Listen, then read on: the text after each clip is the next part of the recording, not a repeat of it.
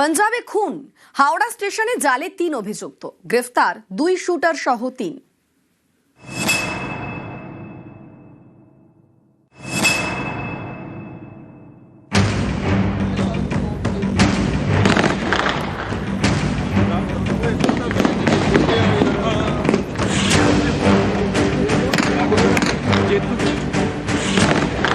পাঞ্জাবের মোহালি গত 15 ডিসেম্বর চলছিল কাবাডি ম্যাচ।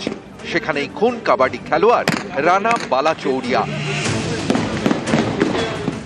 সেলফি তোলার নাম করে খুব কাছ থেকে গুলি করা হয়।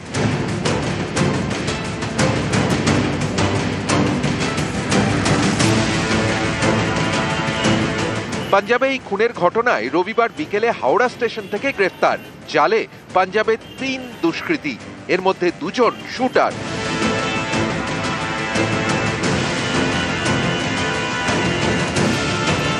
পাঞ্জাব পুলিশ তদন্তে জানতে পেরেছে ধৃতরা সকলেই পাঞ্জাবের বামবিহা গ্যাংয়ের।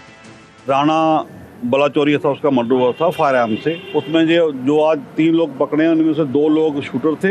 एक जो आकाशदीप है उसने उनको लॉजिस्टिक्स वगैरह प्रोवाइड कराई। 3 दिन का हमें ट्रांजिट रिमांड मिला है। हम इनको लेकर जाके मोहाली कोर्ट में पेश करेंगे। कौशल चौधरी गैंग है जिसको हम बिहा गैंग भी बोलते हैं, उस गैंग के मेंबर हैं।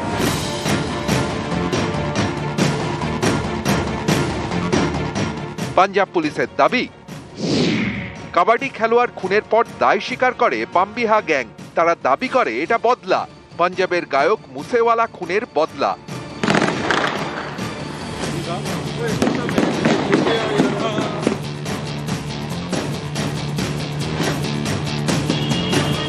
তদন্তে উঠে আসে বামবিহা গ্যাংয়ের 3 জনের নাম, তরণদীপ সিং, করণ পাঠক এবং আকাশদীপ সিং। এদের মধ্যে তরণদীপ এবং করণ শুটার, আকাশদীপ হ্যান্ডলার। পুলিশ তদন্তে জানতে পারে কাবাডি খেলোয়াড়কে খুনের পর 3 জনই পাঞ্জাব থেকে পালায়। প্রথমে কলকাতা, সেখান থেকে গ্যাংটক, তারপর ফের কলকাতা। এর মধ্যে তাদের টাকা ফুরিয়ে যায়। একজনের থেকে টাকা নিতে রবিবার বিকেলে 3 জনই পৌঁছয় হাওড়া স্টেশনে। তাদের মোবাইল ফোন ট্র্যাক করে অবস্থান জানতে পারে পাঞ্জাব পুলিশ। বিষয়টি কলকাতা পুলিশের এসটিএফ কে জানায়। সেই মতো এসটিএফ হাওড়া স্টেশনে হানা দেয়, সঙ্গে হাওড়ার গোলাবাড়ি থানার পুলিশ। পাঞ্জাবে খুনের ঘটনায় অভিযুক্ত 3 জনকেই তারা গ্রেফতার করে। হাওড়া থেকে রাজু ভুঁইয়ার সঙ্গে দেবাশিস চক্রবর্তী, নিউজ 18 বাংলা। অফিস টাইমে ফের মেট্রো বিভ্রাট, সুড়ঙ্গের মধ্যে আটকে যায় মেট্রো। বিদ্যুৎ বিভ্রাটের জেরে আটকে যায় মেট্রো। নেতাজি ভবন রবীন্দ্র সদনের মাঝে বিপত্তি। নেতাজি ভবন স্টেশন দিয়ে বের করা হয় যাত্রীদের। স্বাভাবিকভাবেই সপ্তাহের দ্বিতীয় দিন এবং এই অফিস টাইমে মেট্রো বিভ্রাট, ব্যাপক যাত্রী ভোগান্তি চরমে। সেই ছবির সকাল থেকে স্পষ্ট। আমাদের সঙ্গে এই মুহূর্তে সরাসরি রয়েছেন প্রতিনিধি সান্নিক। সপ্তাহের দ্বিতীয় দিন এবং একেবারে অফিস টাইম বলা যায়, সেই সময়ে মেট্রো বিভ্রাট। কখন থেকে শুরু হয়েছে মেট্রো বিভ্রাট এবং এখনো পর্যন্ত কিরকম পরিস্থিতি, যাত্রী হয়রানি কতটা?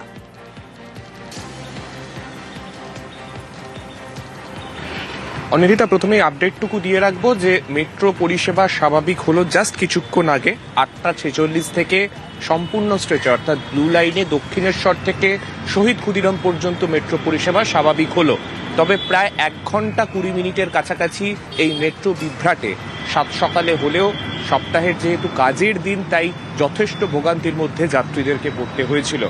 আজকে সকালবেলায় একটি মেট্রো নেতাজি ভবন এবং রবীন্দ্র সদন মেট্রো স্টেশনের মাঝামাঝি পাওয়ার সাপ্লাইয়ের সমস্যার কারণে বিকল হয়ে যায় এবং তারপর সেই মেট্রোটিকে ফাঁকা করিয়ে যাত্রীদেরকে সেখান থেকে বের করে আনা হয় নেতাজি ভবন মেট্রো স্টেশন এবং সেখান দিয়ে তাদেরকে বাইরে বের করা হয়। তারপর থেকেই কিন্তু একের পর এক মেট্রো পরপর যে স্টেশনগুলিতে ছিল সেই সবকটি স্টেশনে মেট্রোগুলি দাঁড়িয়ে যায় এবং তাই নিয়ে কিন্তু প্রায় 7টা, 7:30টার দিক থেকে কিন্তু বেশ যাত্রী ভোগান্তির ছবি বিভিন্ন মেট্রো স্টেশনের সামনে এসেছে। তারপরে সীমিত পরিষেবা প্রায় 7:50 থেকে চালু করা হয়। দক্ষিণেশ্বর থেকে ময়দান এবং শহীদ ক্ষুদিরাম থেকে মহানায়ক উত্তম কুমার এই স্ট্রেচের মধ্যে সীমিত পরিষেবা চলছিল। তার মধ্যে যাত্রীদের যথেষ্ট হয়রানির মুখে পড়তে হয়, তাদের বেরিয়ে অন্য মাধ্যম যাতায়াতের সেগুলো বেছে নিতে হয় মেট্রো স্টেশন থেকে বেরিয়ে, এবং কিছুক্ষণ আগে সেই মেট্রো পরিষেবা স্বাভাবিক হলো। একই সপ্তাহের মধ্যে দেখতে গেলে এই যে 3বার যাত্রী ভোগান্তির ছবি এই ব্লু লাইনের মেট্রোতে। বিভিন্ন কারণে বারংবার ব্লু লাইনে কেন এই ধরনের সমস্যা হচ্ছে, কেন যাত্রীদেরকে বারংবার এই ভোগান্তির সম্মুখীন হতে হচ্ছে, যাত্রীরা কিন্তু প্রশ্ন তুলছেন। কতক্ষণ পরে মেট্রো স্বাভাবিক হবে সেই প্রশ্ন যখন তারা তুলছিলেন, তখনও পর্যন্ত মেট্রো কর্তৃপক্ষের তরফে তাদেরকে কোনো স্পষ্ট উত্তর না দেওয়ায় তাদেরকে কিন্তু যথেষ্ট ভুগতে হয়েছে আজকেও।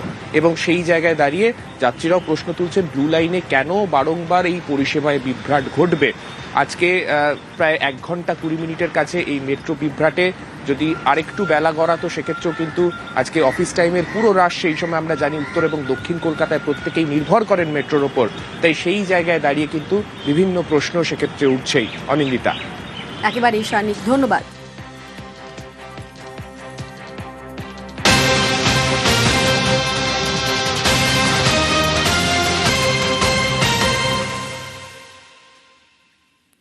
তপসিয়া মোড়ে উল্টে গেল বাস। তপসিয়া মোড়ে বাস দুর্ঘটনা, সেই দুর্ঘটনায় জখম অন্ততপক্ষে 10 জন।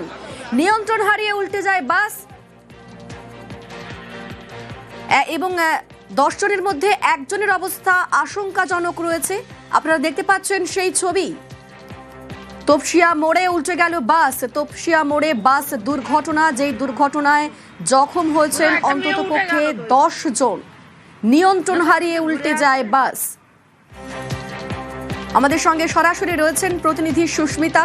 সুস্মিতা, সাত সকালে এই দুর্ঘটনা কিভাবে ঘটলো এবং সেই সময় বাসের মধ্যে কতজন ছিলেন, এখনো পর্যন্ত ঠিক কি আপডেট পাওয়া যাচ্ছে?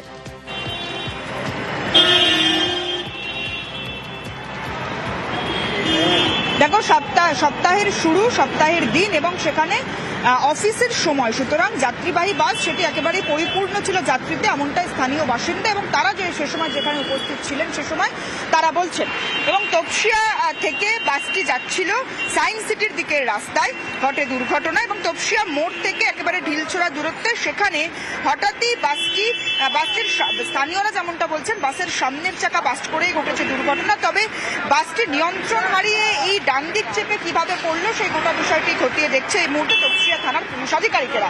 জানিয়ে রাখবো, পুলিশ সূত্রে যেমনটা খবর যে বারুইপুর থেকে হাওড়া থেকে বারুইপুরগামী একটি বাস, যে সরকারি বাস, একেবারে যাত্রী বোঝাই বাস, সেই বাসটি সকাল 7:30 নাগাদ তপসিয়া মোড় থেকে সায়েন্স সিটির দিকে যাওয়ার রাস্তায় সেখানে হঠাৎই তার নিয়ন্ত্রণ হারিয়ে সেটি একেবারে রেলিং ভেঙে সেটি রেলিং এর ভিতর ঢুকে যায় এবং সেই সময় বাসের ভিতরে যাত্রীরা যারা ছিল তারা হুড়মুড়িয়ে সামনের দিকে এগিয়ে যায় এবং পুলিশ সূত্রে যেমনটা খবর যে যাত্রীরা যেখানে উপস্থিত ছিলেন তার মধ্যে 10-এরও বেশি আহত হয়েছে। ইতিমধ্যেই একজন গুরুতর আহত অবস্থায় চিত্তরঞ্জন ন্যাশনাল মেডিকেল কলেজে তারা চিকিৎসাধীন রয়েছেন এবং প্রত্যেকেই হাসপাতালে নিয়ে যাওয়া হয়েছে। তাদের মধ্যে কেউ কেউ প্রাথমিক চিকিৎসা দিয়ে তাদেরকে ছুটি দিয়ে দেওয়া হয়েছে, ছেড়ে দেওয়া হয়েছে। তবে ইতিমধ্যেই এই যে রাস্তা, সেই রাস্তায় ইতিমধ্যেই যান চলাচল স্বাভাবিক হলেও ধীর গতি রয়েছে যান চলাচলের।